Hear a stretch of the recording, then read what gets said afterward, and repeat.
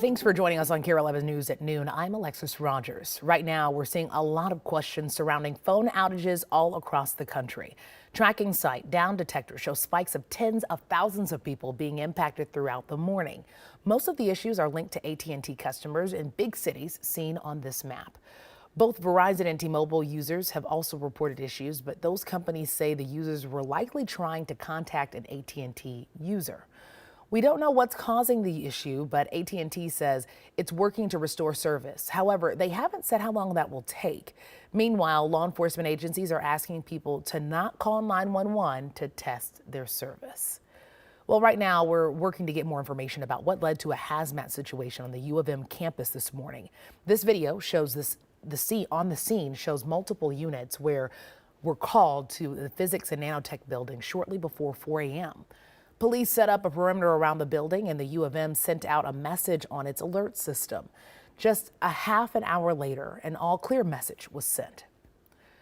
As we turn to our weather, we're seeing another sunny day out there, Ben. It looks good, it feels good, but it is, supposed to cool down later on tonight, right? Yeah, the coolest day in the forecast is going to be tomorrow, but really, we can still see temperatures in the mid-30s by tomorrow afternoon. But yes, we did hit 50 degrees again today, and notice the colder temperatures to our north and west. Wilmer's down to 36 degrees, Alexandria down to 33. That's some chilly air. Not necessarily. However, 50 degrees means another tick on our calendar here. 14 days since December 1st have been 50 degrees or warmer. That's the most ever in a winter. Second place, 8 days. So we continue to tack on to that and might do that a little bit more as we head deeper into the month of February as more warm temperatures are in the forecast. You can see some lower clouds passing through the Wilmer area up towards Alexandria, but nothing falling from those clouds. You can see the next 12 hours will stay mild. We'll be in the 40s at least through 8 p.m. tonight. And as Alexis mentioned, we are expecting cooler temperatures at least for the next 36 hours or so. Talk about the warmer weekend coming up, Alexis. Oh, we'll take it. Ben, thank you so much. Well, today we know more about what happened inside of the Burnsville home where a man shot and killed 3 first responders. An affidavit lays out additional details of how the shooting happened. It shows Shannon Gooden barricaded himself in a bedroom before coming out to shoot. According to the affidavit, Gooden retreated to the bedroom when officers returned fire before he took his own life. Investigators are still trying to learn more about Gooden's mindset leading up to the shooting, as well as how he got the guns he used. We expect a significant update from the BCA by the end of the week. Well, there's a public memorial service for the fallen first responders scheduled for next week. Next Wednesday, a joint service will be held for officers Paul Elmstrand and Matt Ruge and firefighter paramedic Adam Finseth. It will be held at 11 a.m. at Grace Church in Eden Prairie. Everyone is invited. The church says it'll have more details in the coming days. Well, tonight a vigil is being held for the responders of Prince of Peace Lutheran Church in Burnsville. He did a lot of good, and I'm just hurt to see he won't be around to do any more good. Last night, more than 100 people gathered for a candlelight vigil in Wabasha to honor Officer Ruge. His friends and family remember him as one of the kindest people they knew. He leaves behind a mother, father, and sister. Well, if you want to help out the families of the fallen first responders, you can text the word donate to 763-797-7215. We'll respond with a link to Burnsville's official donation site. Well, for the second time in just 24 hours, Metro Transit Police says a bus hit a pedestrian. It happened at Penn and Lowry in North Minneapolis just before 6 last night. They say a woman was chasing after a bus that was pulling away from the stop when she fell and the bus ran over her leg. She was taken to the hospital and is said to be okay. It comes just 17 hours after a bus in St. Paul hit and killed a man who police say was crossing the street. The bus drivers in both incidents are on administrative leave.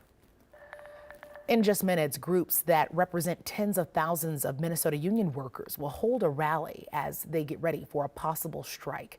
The state is facing a March deadline to seek action for several of these union workers who authorize strikes. It includes groups like the St. Paul Federation of Educators, the SEIU Local 26, and more. They'll discuss the action they've planned for the first week of March. It's all happening outside St. Paul's City Hall.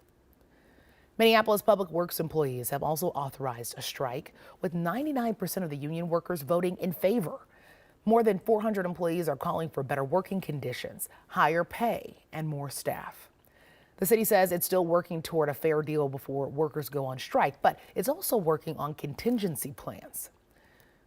Today, state lawmakers are taking a look at the cost of child care. Michelle Beck brings us the latest numbers as officials look for a solution. What could help Minnesota's expensive child care just got its first hearing at the Capitol. And by expensive, I mean every year, infant child care in Minnesota costs nearly $5,000 more than in-state public college tuition.